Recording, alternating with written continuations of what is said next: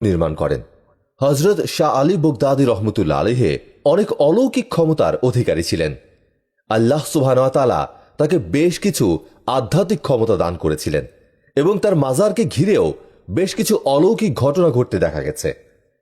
একবার হজরত শাহ আলী বগদাদী রহমতুল্লাহ আলাইহি তার হাতের অলৌকিক শক্তির প্রভাব খাটিয়ে একটি বস্তুকে বট গাছে পরিণত করেন। বর্তমানে ওই গাছটা সিন্নি গাছ নামে পরিচিত। গাছটি আজও ৭০০ বছর ধরে বাবা শাহ আলীর মাজারের বাম পাশে মাথা উঁচু করে দাঁড়িয়ে আছে। বহু ভক্ত আশিকান সেই গাছের নিচে তাদের মানতের মোমবাতি ও আগরবাতি জ্বালান। ভক্ত আশিকানরা মানত পূরণের আশায় এই কাজ করে থাকেন। তাছাড়া কয়েক বছর আগে হজরত শাহ আলী বগদাদী রহমতুল্লাহ আলাইহি এর এই সিন্নি গাছেই হঠাৎ আগুন লেগে যায়।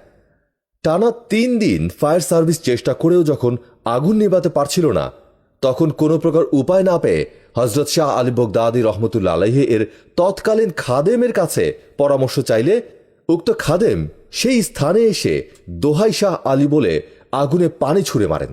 সঙ্গে সঙ্গে সেদিন আগুন আল্লাহর রহমতে নিভে যায়। হজরত শাহ আলী বগদাদী রহমতুল্লাহ আলাইহি এর মাজারে আগে এত মুরিদ ও মানুষের আনাগোনা ছিল না।